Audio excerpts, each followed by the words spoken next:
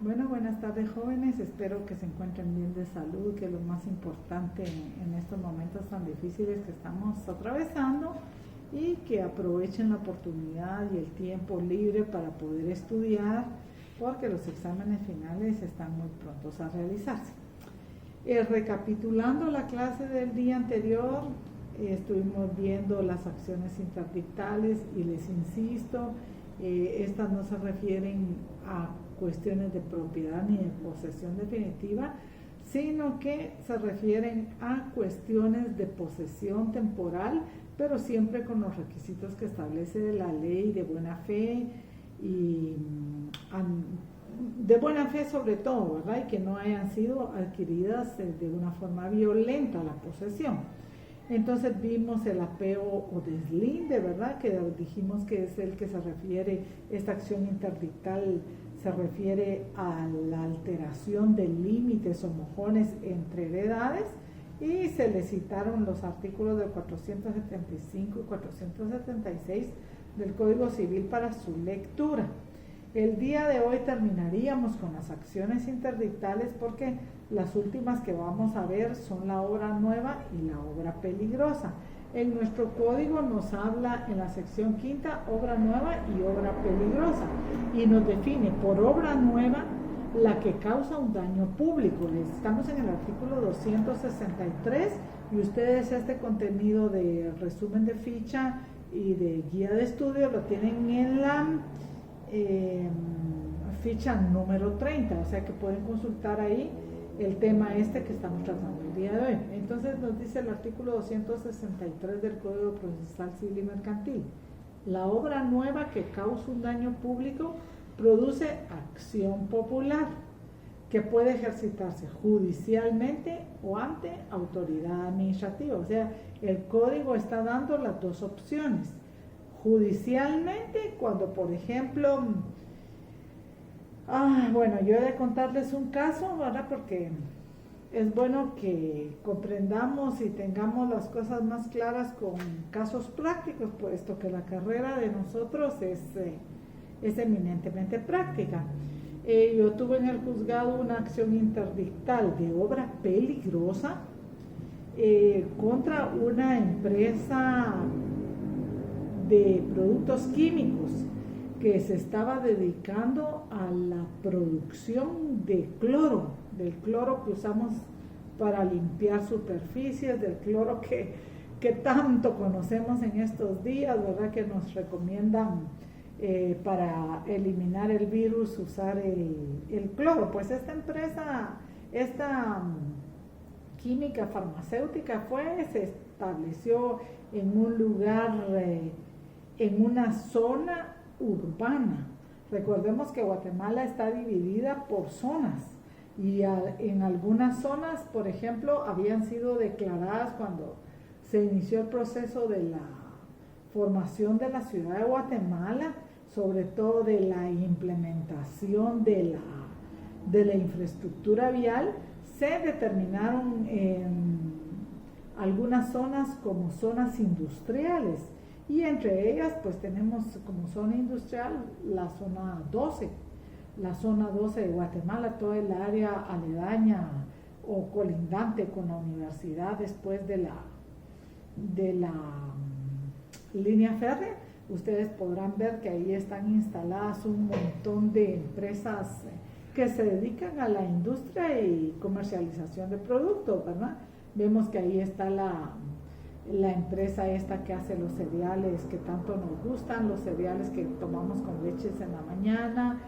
Hay una empresa de harinas fuertísima que suple a toda Centroamérica de harinas procesadas. Y bueno, la cuestión es que esta área está denominada área industrial. Claro que hay muchas personas viviendo, hay muchos condominios, hay muchas colonias donde viven personas, ¿verdad?, que no se dedican precisamente a la actividad ni comercial ni industrial.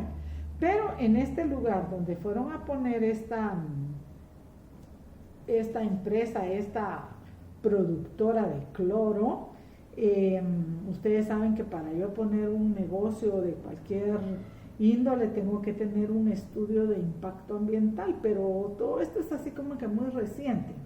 En esos años pues no, yo creo que ni existía este famoso estudio de impacto ambiental, porque es hasta derivado de los acuerdos de paz que se incluyen entre los acuerdos de paz el eje, como uno de los ejes transversales. Recordarán ustedes en su curso de derechos humanos, cuando ustedes leyeron los acuerdos de paz, hay varios ejes transversales, que es el género, el ambiente y los derechos humanos. O sea, estos elementos siempre tienen que incluirse en todas las leyes y en todas las acciones o políticas públicas que a partir de la firma de los acuerdos de paz los gobiernos adquirieron. Entonces, a partir de esa fecha es que se empieza a gestionar. ¿Se recuerdan ustedes que el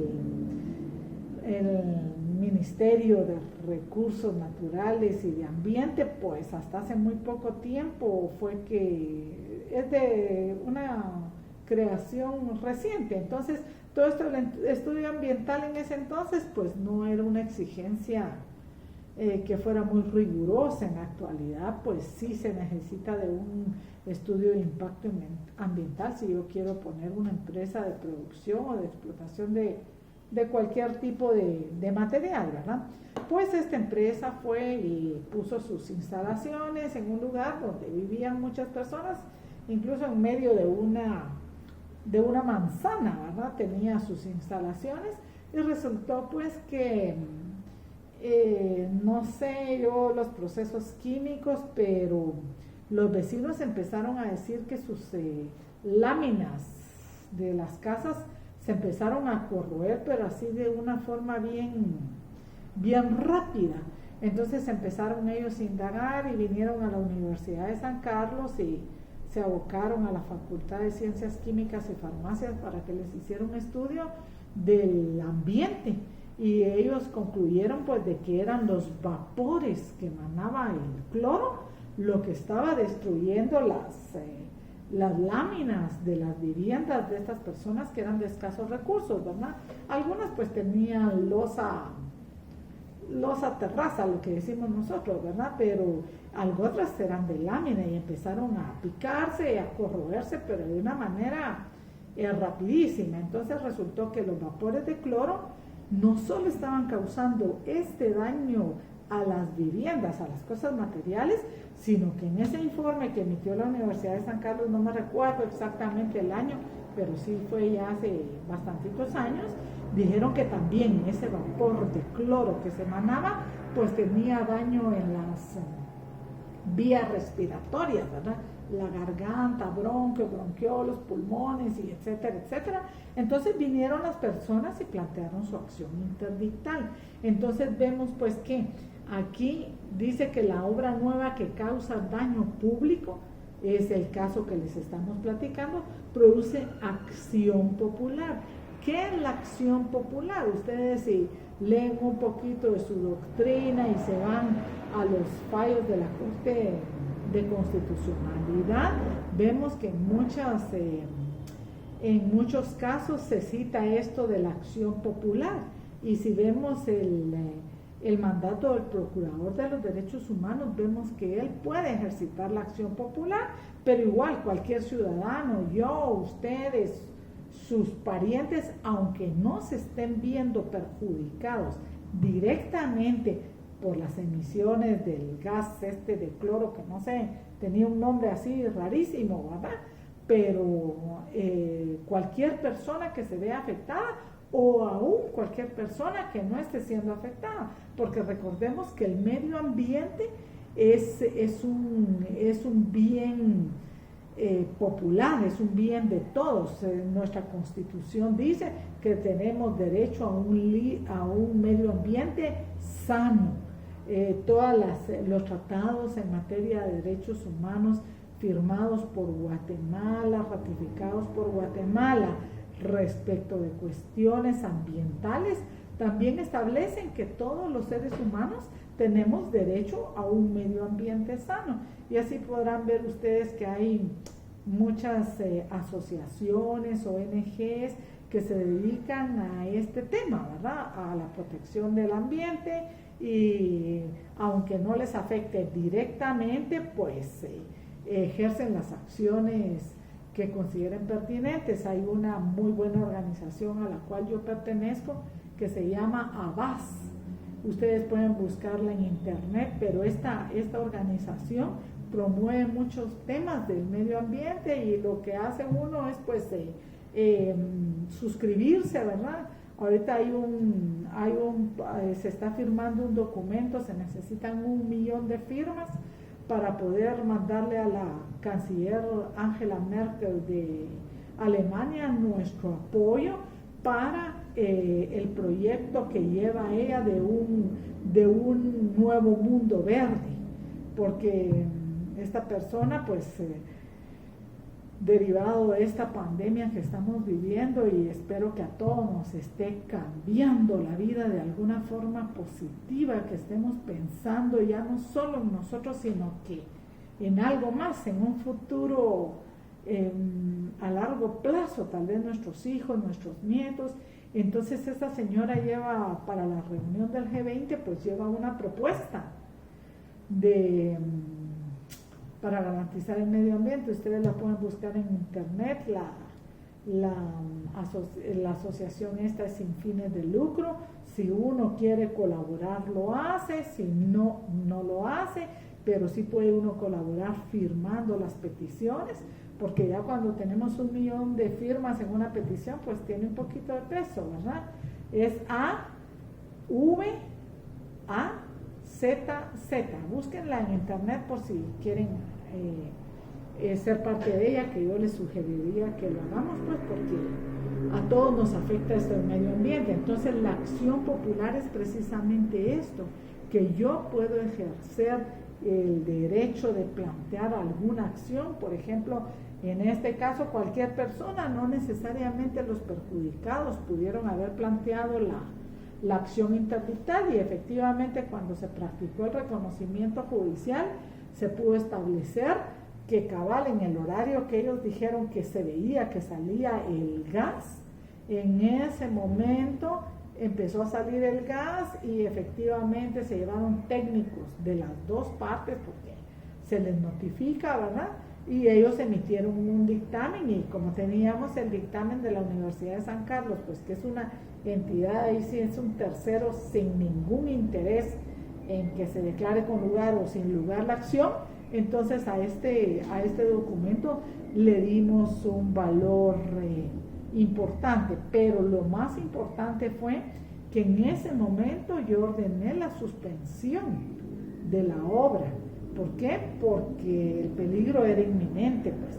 Si se sentía una molestia terrible el estar aspirando ese gas, ahora imagínense, yo que lo estaba haciendo como por 45 minutos, los vecinos que tenían que soportarlo mucho más tiempo en el día. Entonces la acción popular se refiere a que toda persona tiene el derecho de promover una acción constitucional o una acción de esta naturaleza sin verse específicamente perjudicado, como por ejemplo cuando decimos, ¿dónde está el agravio? ¿En qué le afecta a usted? Porque hay demandas, hay acciones en las que sí yo debo demostrar cuál es mi agravio.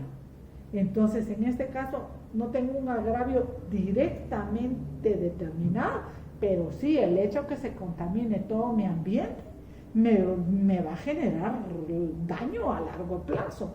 Entonces en esta obra continuamos con el artículo 263. Cuando la obra nueva perjudica a un particular, solo a este compete el derecho de proponer el interdicto. Luego continúa el artículo: la persona que tenga derecho al agua como fuerza motriz puede denunciar la obra nueva cuando por ella se embarace el curso o se disminuya el volumen o la fuerza del agua cuyo disfrute le corresponde. Aquí yo les tengo una llamada al artículo 474 del Código Civil. Como yo ya sé que ustedes sí fueron obedientes y saben ya el código casi que de memoria, pues yo solo se los voy a recordar. El capítulo 2 habla de las limitaciones de la propiedad. El artículo 474 dice prohibición de hacer excavaciones que dañen al vecino. En un predio no pueden hacerse excavaciones o construcciones que debiliten el suelo de la propiedad vecina sin que se hagan las obras de consolidación indispensables para evitar todo daño ulterior.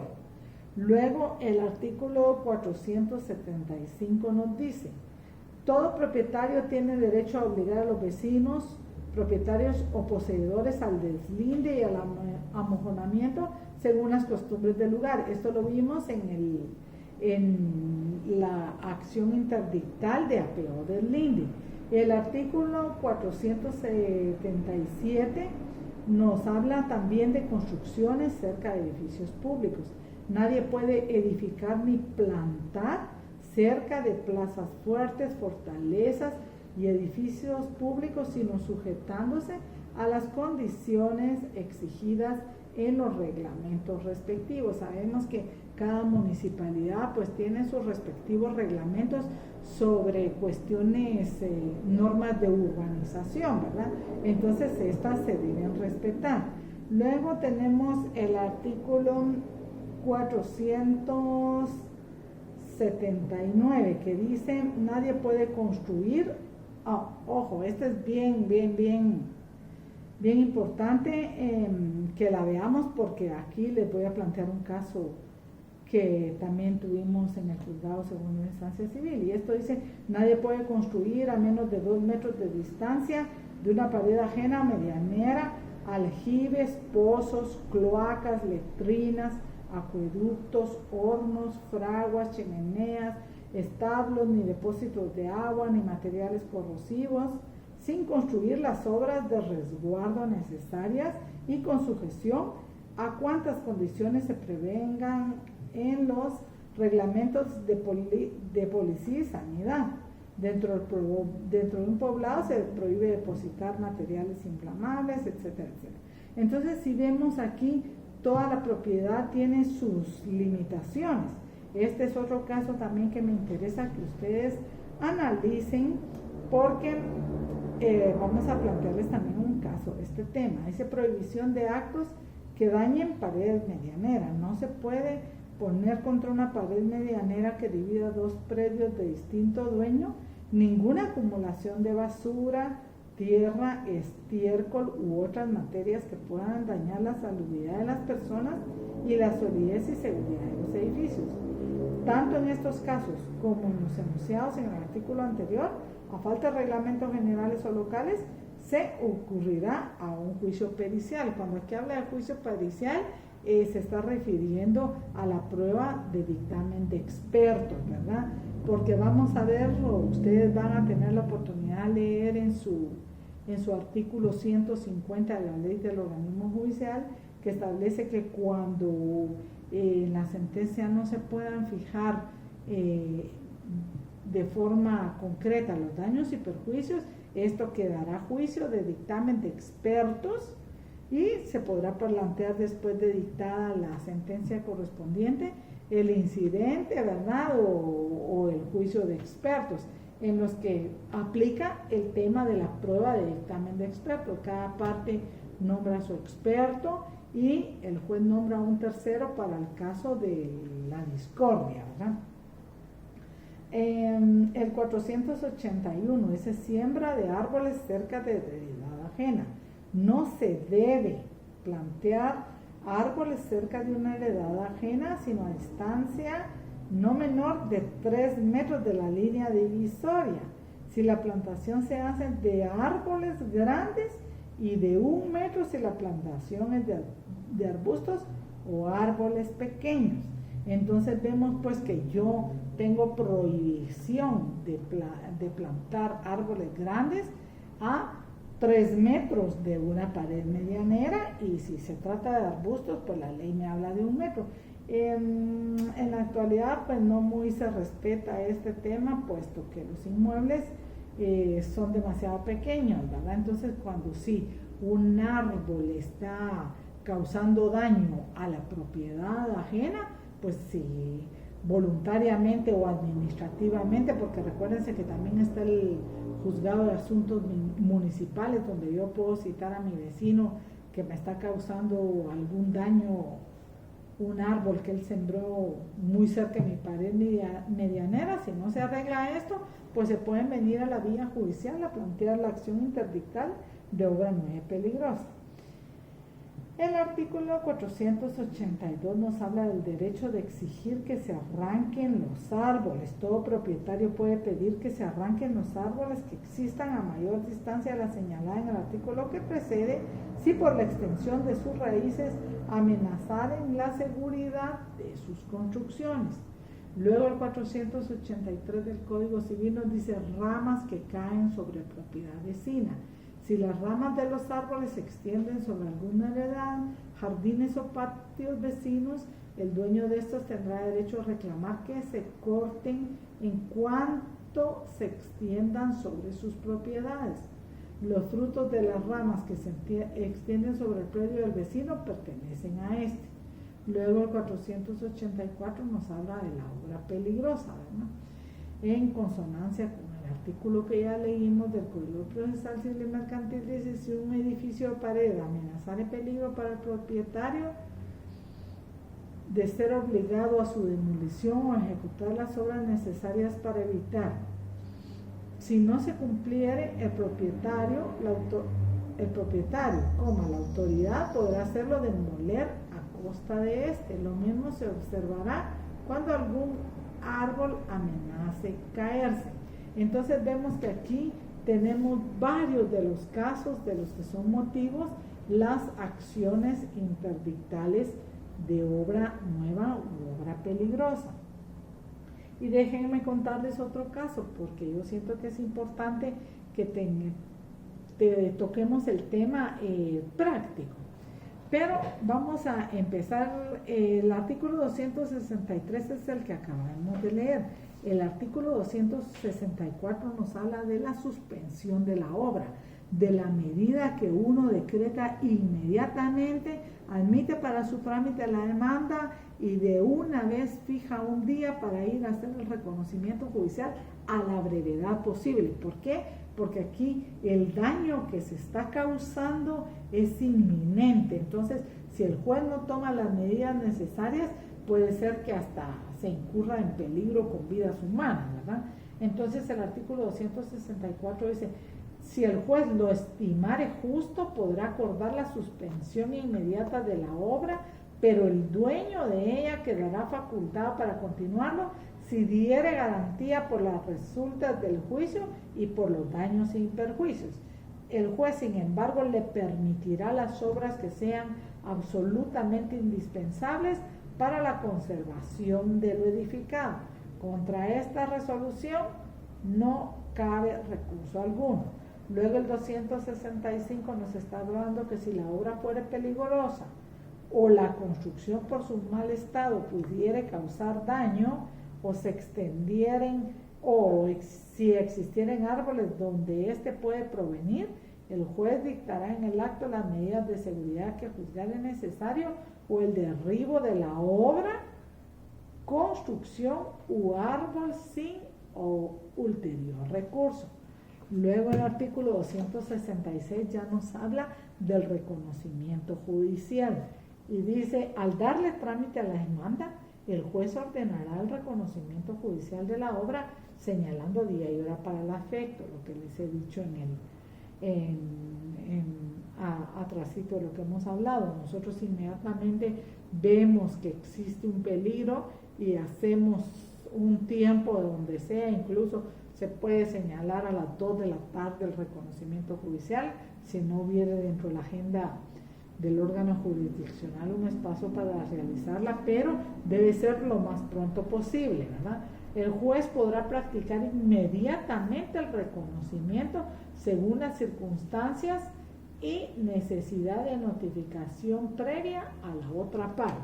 Si yo miro que el peligro es inminente y que el riesgo de vidas humanas existe, que se pueda poner en peligro la vida humana, entonces inmediatamente recibiendo la demanda puedo practicar el reconocimiento judicial aún sin necesidad de notificarle a la otra parte, ¿verdad? Entonces vemos pues que estas medidas, por ejemplo, en el caso de árboles, déjenme contarles que tuvimos un caso en el juzgado segundo primera instancia del ramo civil, en el cual había una propiedad en San José Pinula, Santa Catarina Pinula, uno de estos dos lugares, que era un condominio así muy exclusivo de los de Guatemala, y las propiedades eran bien grandes, eran así como estilo granjitas. Entonces había un árbol bellísimo, un pino pero precioso, a menos de 1 metro de la pared medianera de 2 casas, ¿verdad?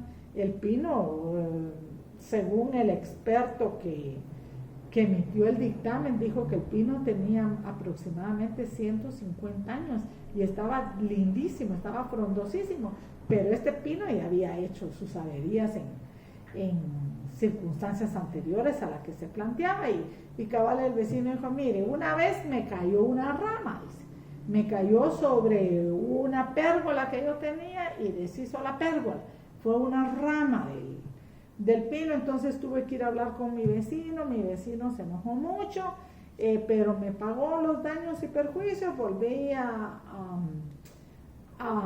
restaurar la pérgola, y él cortó la rama, o sea, ahí se acabó el problema, pero de repente le volvió a salir otra rama al pino, pero el daño que me causó en esta segunda oportunidad, dijo, sí es grave, dice, porque ya me cayó, dice, sobre mi terraza, rajó mi terraza y rajó parte de unos tragaluces que tenía él en su lavandería, y desmoronó totalmente el concreto que unía las columnas. Y imagínense si la empleada doméstica hubiera estado lavando ropa y si le cae un pedazo de bloque de esos del techo, la hubiera matado.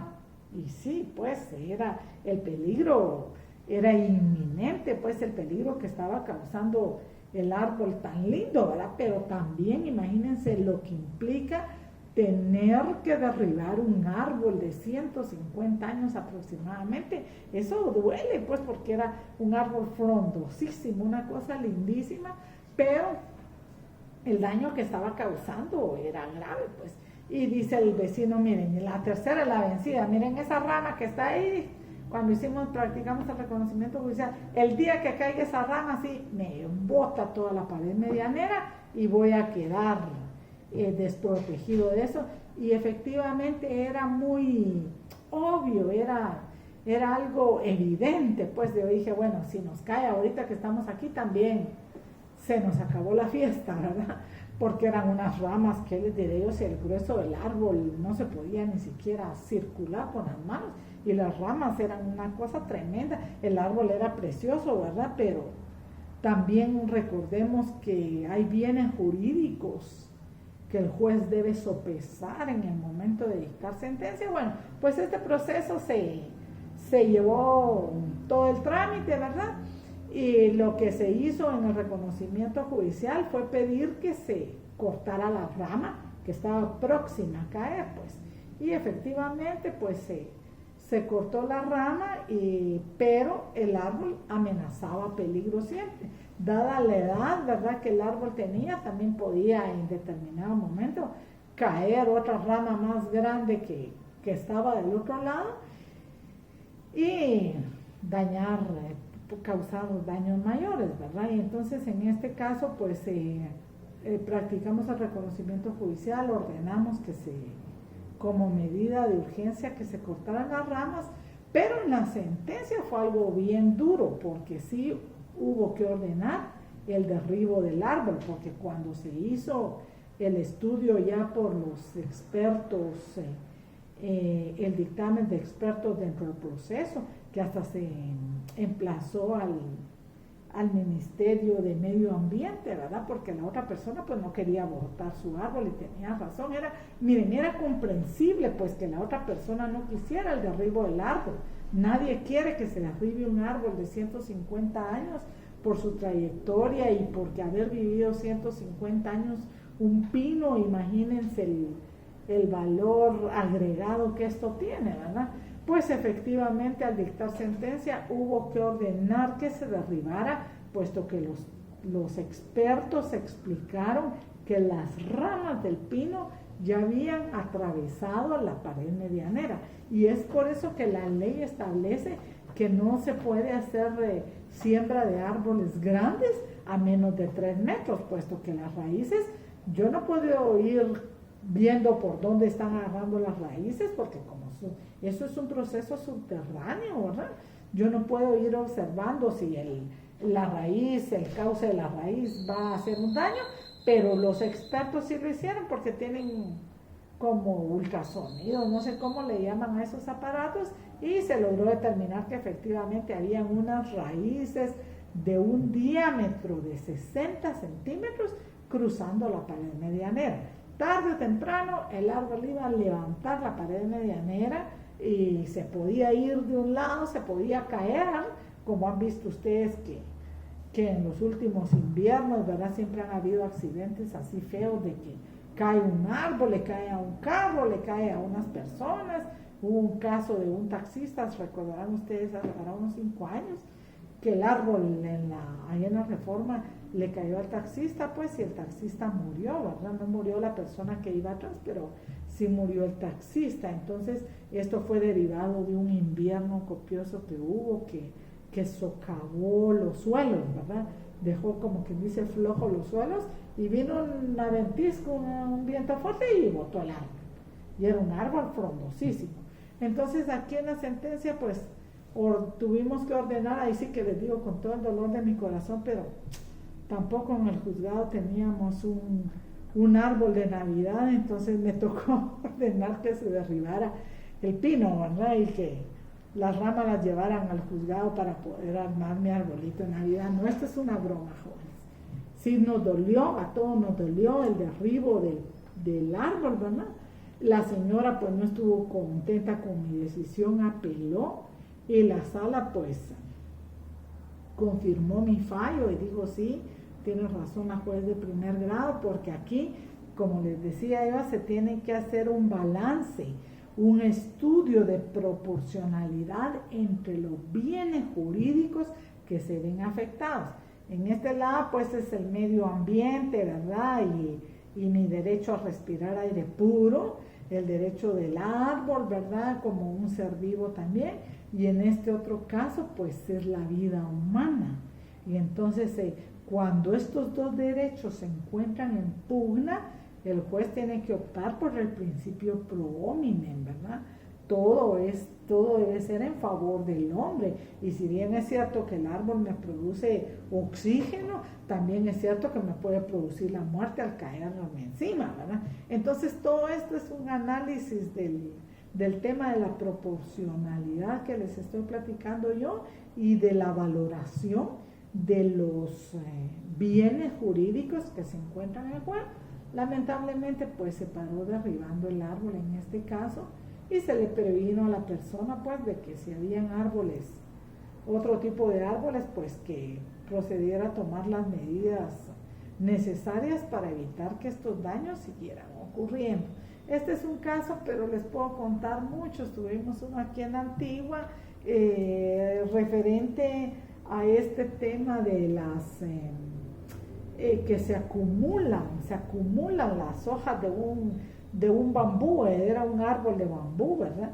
Y botaba todas las hojas y se empezaron a acumular las hojas en la pared medianera, y empezaron a causar una humedad que amenazaba con su deterioro o su próximo derribo, ¿verdad? Porque ustedes saben que la humedad pues es un hongo que va corroyendo las estructuras y no perdona, pues no solo destruye el adobe, podríamos decir, sino que destruye cualquier tipo de concreto, ¿verdad? Entonces, allí también se ordenó pues que el árbol de bambú fuera totalmente cortado, y para evitar que esto se siguiera, esta circunstancia se siguiera causando daño. Y bueno, uno se pone a pensar, bueno, ¿y por qué el otro no barre? Bueno, si la otra persona se trataba de una persona que vivía aquí en la ciudad de Guatemala y que casi cada 15 días iba a su casa en la Antigua, cuando llegaba encontraba el gran amontonamiento de basura, y cuando uno va a descansar pues no quiere ir a hacer oficio, ¿verdad? Entonces decía, no, esa es responsabilidad del otro, él tiene que ver cómo lo subsana, pero sí, efectivamente se condenó también al pago de los daños y perjuicios. Otro caso muy importante de este tema de las acciones interdictales, en que se suspendió una obra, lo tuvimos también aquí en el juzgado segundo de instancia civil. No les voy a decir el nombre por cuestiones obvias, pero se trataba de un edificio que estaban haciendo en la zona 10, que ya lo terminaron de hacer, por cierto, que se decretó la suspensión de la obra, pero resultaron comprándole a la persona que planteó su demanda, pero este caso era de un edificio de como 8 niveles de parqueo.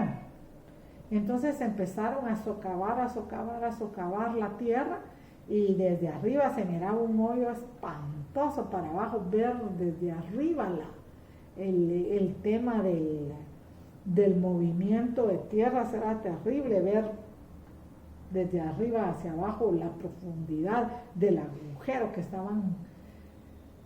estaban haciendo para hacer los sótanos. Y resulta que vivía una persona particular a la par de ese edificio, y su casa empezó a debilitarse los suelos, como lo vemos aquí en el código, que dice que produce debilitamiento de los suelos y cimientos, y tan es así que la persona tuvo que salir de esa casa, dado el peligro inminente al que estaba expuesta ella y su familia, puesto que cuando practicamos el reconocimiento judicial, nos constituimos en el inmueble propiedad de la señora, y desde ahí fue que yo pude ver ese gran agujero que eran los 6 u 8 parqueos que estaba haciendo este edificio, y que no había tomado las medidas necesarias para evitar el deslave de esa tierra.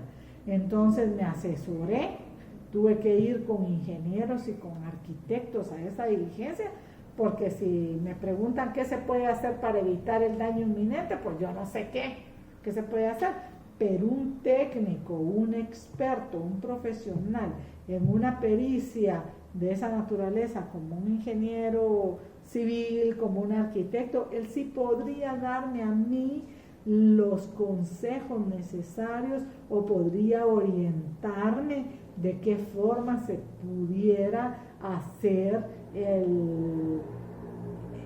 evitar el daño concretamente. Nos constituimos a practicar el reconocimiento judicial en la casa de la parte demandante que la señora había promovido su acción interdictal, y entramos re bien al inmueble, pero del garage para la entrada a la sala ya había un bajón de tierra de aproximadamente 20 centímetros. El primer centón de la tierra ya estaba separado el ingreso a la sala familiar, la sala de visitas, con el garage. Y entramos con los abogados, que por cierto que el abogado de la parte de la constructora que estaba realizando el edificio, que estaba construyendo el edificio, habíamos trabajado juntos como oficiales en tribunales. Entonces, miren, no es lógico ni es sano que los abogados agarren las cosas con el hígado, porque los problemas que los abogados estamos resolviendo no son nuestros. Entonces nunca peleemos con nuestros compañeros de promoción, con nuestros amigos, ni con ningún otro colega abogado. Litiguemos en buena lid y siempre seamos solidarios entre nuestro gremio.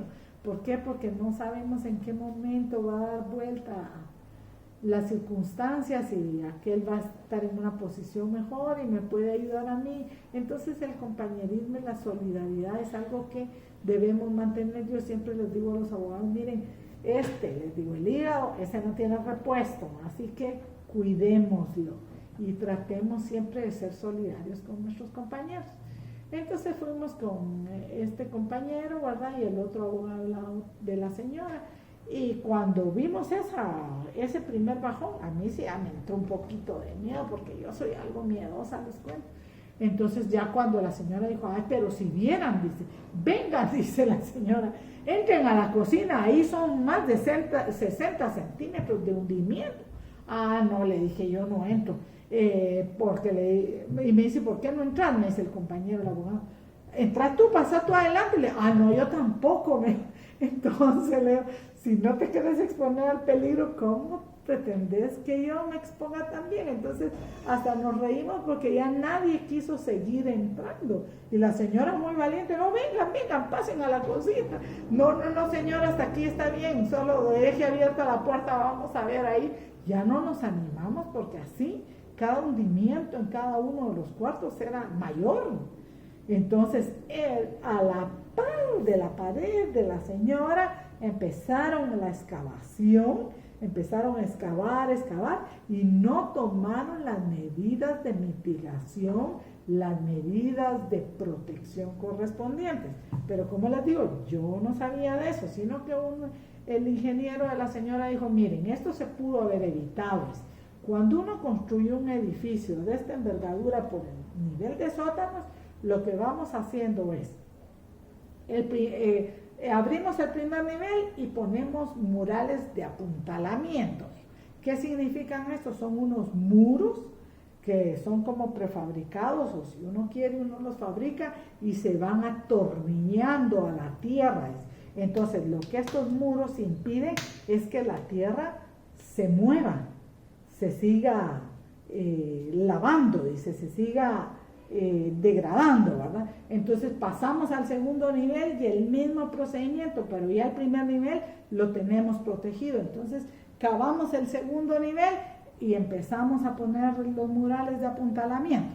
Bueno, y según él, esto se podía haber evitado. Entonces dice el arquitecto que había presentado la parte demandada, y dijo, pero mire, la señora dice, si el problema de la señora que su casa se está hundiendo es fácil de resolver, dijo.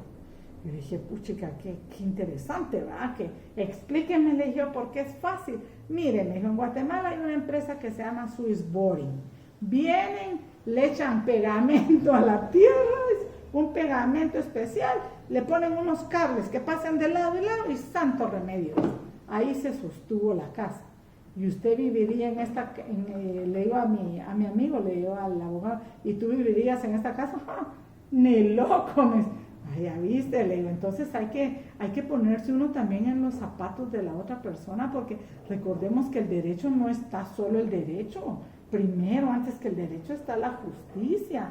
Entonces también debemos pensar en la otra persona que está sufriendo el daño. Bueno, la cuestión es que en ese momento decreté la suspensión de la obra. Y como les hago saber en ese momento que bajo apercibimiento de que si siguen construyendo cometen el delito de desobediencia, solo les permití, de conformidad con lo que establece el artículo del Código Civil que estamos platicando y que ya leímos, solo le permitimos las acciones y las obras que tuvieran que fueran efectivas para evitar que el daño se siguiera causando. Y aquí el artículo 264 no lo habla en el segundo párrafo. Sin embargo, el juez, sin embargo, le permitirá las obras que sean absolutamente indispensables para la conservación de lo edificado. Contra esta resolución no cabrá recurso alguno, no pueden plantear recurso de apelación. ¿Por qué? Porque la ley dice que no cabe recurso alguno. O sea, la decisión que yo tomo ahí es o sí o sí. o cumple, y si no cumple, pues le certifico lo conducente y va a tener que ir a un juzgado del orden penal por su desobediencia. Entonces, efectivamente, se decretó la suspensión de la obra en el acto de reconocimiento judicial. Sin embargo, empezaron todos a leer la parte demandada a alegar y a decir, pero es que mire, ya tenemos los contratos con los arrendatarios y ya les prometimos que en tal fecha les íbamos a hacer la entrega. Si no entregamos en tiempo, pues nos van a reclamar los dueños de los locales comerciales, nos van a reclamar daños y perjuicios. Sí, pero eso no es nuestro problema. Si ustedes hubieran tomado las medidas necesarias, como explicó el ingeniero presente aquí, hacer sus murales de apuntalamiento, este daño pues no se hubiera causado. Entonces se decretó la suspensión de la obra y la constructora, dado el cúmulo de compromisos que tenía, porque acuérdense que esas constructoras le venden a uno en una maqueta, no le venden las clínicas o los locales ya hechos, sino que le venden en una maqueta y le dicen, mira, aquí está el primer nivel, ¿cuál quiere usted? Usted empieza a pagar su enganche y con eso ellos empiezan a construir. No es que me vendan ya cuando ya el local está terminado, ¿verdad? Entonces tenían un plazo de entrega de los locales y si la suspensión tardaba más de 2 meses, esto iba a ser imposible y van a tener que pagar los daños y perjuicios derivados de la tardanza en la entrega de la cosa que habían ofrecido a los compradores, ¿verdad? Entonces, de inmediato, prácticamente como a las 2 semanas, la señora presentó su desistimiento porque la constructora le pagó el inmueble, ¿verdad? Le compró la casa, derribó la casa y iba a ampliar su zona de parqueo, ¿verdad? Pero vamos pues a que estas acciones tienden a proteger de alguna forma a las personas, ¿verdad? No solo a los bienes, sino que también a las personas. Entonces, estos serían los casos que yo les puedo platicar, pero vamos a continuar leyendo aquí, que dicen en el 267, en el 266 nos hablaba del reconocimiento judicial. El 267 dice efectos de la suspensión. Si fuere decretada la suspensión y el propietario de la obra no concurriere al reconocimiento judicial, el juez hará la prevención al director o encargado de la obra y a falta de él a los operarios para que en el acto suspendan los trabajos o pena de castigarlos como desobedientes. Esto es lo que les estoy hablando del delito de desobediencia. Si no hubieran llegado los demandados al reconocimiento judicial, pues se le pudo haber dicho al director de la obra, al maestro de obra, a la persona que estaba encargada, ¿verdad? Bajo apercibimiento de que ellos también podrían ser no solo el representante legal, porque recordemos que en el derecho penal los representantes legales de las empresas mercantiles responden como sujetos activos del delito. Entonces, en este caso era de certificarle lo conducente al representante legal de la constructora o al representante o al representante de la obra, ¿verdad? Entonces, dice, en el acta respectiva se detallará el estado en que se halla la obra al momento de la suspensión. Pues en la época esta moderna se pueden tomar fotos, ¿verdad?, de cómo se encontraba la obra en el momento en que se decretó la suspensión de la obra, porque si por ejemplo hubiera yo decretado la suspensión de la obra y ellos hubieran trabajado de noche, la persona de la parte demandante pudo haberse anotado y señor juez, vaya usted a practicar otro reconocimiento judicial y va a ver que los demandados continuaron con los trabajos de la obra, ¿verdad? Entonces ahí había mucho más elementos para que se pudiera determinar el delito de desobediencia del cual estamos hablando. Y dice, en cualquier momento y a petición de parte el juez podrá ordenar la demolición de lo construido en contra de la orden de suspensión a costa del infractor. Si ellos hubieran seguido construyendo, además de la acción penal que se podía iniciar por el delito de desobediencia, se pudo ordenar que se demoliera todo lo que habían hecho a costa de ellos mismos. ¿Por qué? Porque es una consecuencia de la desobediencia, ¿verdad? Luego dice la sentencia, en el artículo 268, en la sentencia el juez resolverá sobre la procedencia de la suspensión definitiva o la demolición de la obra, condenando en costas al vencido. Si procediere la suspensión definitiva, se ordenará la ejecución inmediata del fallo, y si procediere la demolición de la obra, fijándose un término para llevarla a cabo a costa del demandado. En mi experiencia tribunalicia, pues nunca hemos podido llegar a esta consecuencia de demolición de las obras. ¿Por qué? Porque lo que las personas han invertido, por ejemplo, en este caso de este edificio, imagínense lo que implicaría demoler el edificio. Entonces ahí es más, lleva un costo menor el que le compren el inmueble a la persona que está demandando, ¿verdad? A la persona que se le causó el daño, y ellos puedan continuar libremente con su trabajo. Y en este caso, pues así se hizo, ¿verdad?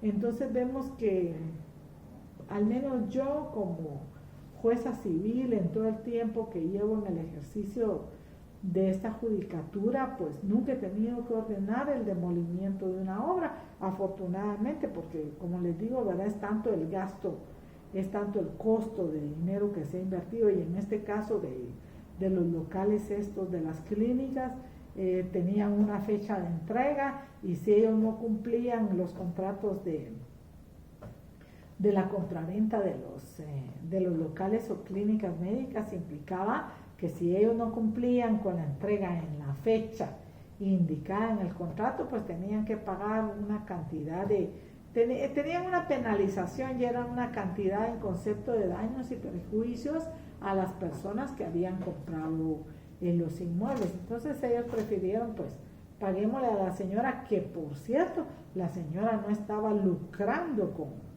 con el precio de la casa, porque no les pedí no les pudo haber pedido 6 millones de quetzales, ya lo hubieran tenido que pagar, porque si se ordenaba la demolición de la obra, ellos habían gastado mucho más, tenían 3 meses de estar haciendo el movimiento de tierras. Entonces la señora ni siquiera estaba lucrando con el precio de la casa, ¿verdad? Y le dijo en la audiencia de reconocimiento judicial: ustedes me dan tanto y yo les entrego, les hago la escritura traslativa mínima, y ahí se acabó el problema. Y como les digo, llevó como una semana y media este trámite, ¿verdad?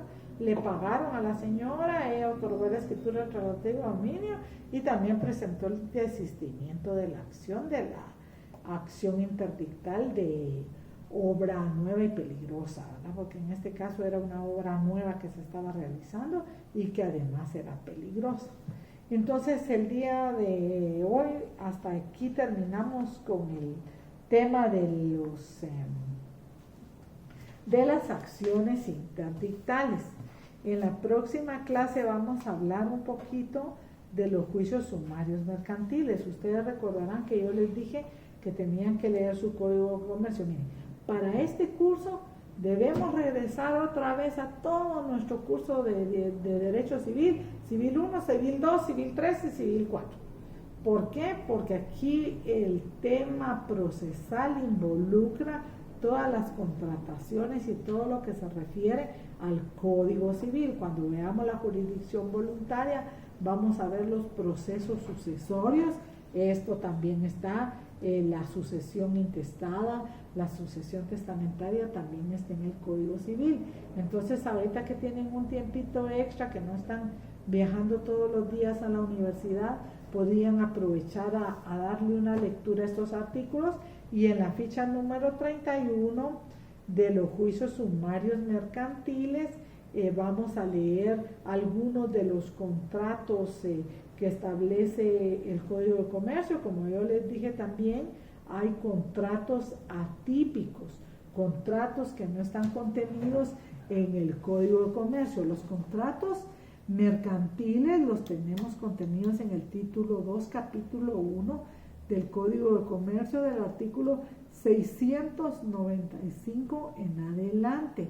Vemos que tenemos la compraventa mercantil, suministro de contrato estimatorio, del descuento, del depósito mercantil, de las operaciones de crédito, y ustedes van a leer todo lo atinente, y si es posible, yo les platiqué que hay un libro del doctor René Arturo Villegas Lara que se llama Los contratos atípicos en el derecho mercantil.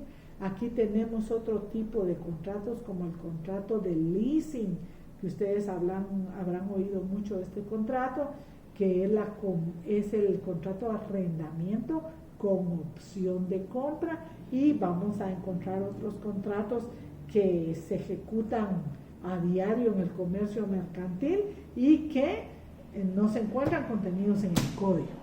Entonces también, por favor, traten de investigar un poco el tema de los contratos atípicos mercantiles, y vamos a hablar un poco de los juicios sumarios mercantiles, porque recordarán que yo les dije que el artículo 1039 del Código de Comercio establecía que todo a lo que dé lugar este código y no tenga otra tramitación específica. Cuando digo este código me refiero al Código de Comercio, ¿verdad? Y no tenga otra tramitación específica, va a ser tramitada por la vía del juicio sumario. Y vamos a ver que muchas acciones no solo de los contratos mercantiles, sino de todo lo referente a las sociedades anónimas, a los tipos de sociedades que contempla nuestro Código de Comercio, se van a ventilar también por la materia del juicio sumario. Entonces, vamos a dejar hasta ahí, jóvenes, el día de hoy. Debo recordarles que ya la facultad emitió unas disposiciones temporales, ¿verdad? Para los que no se examinaron en examen ordinario.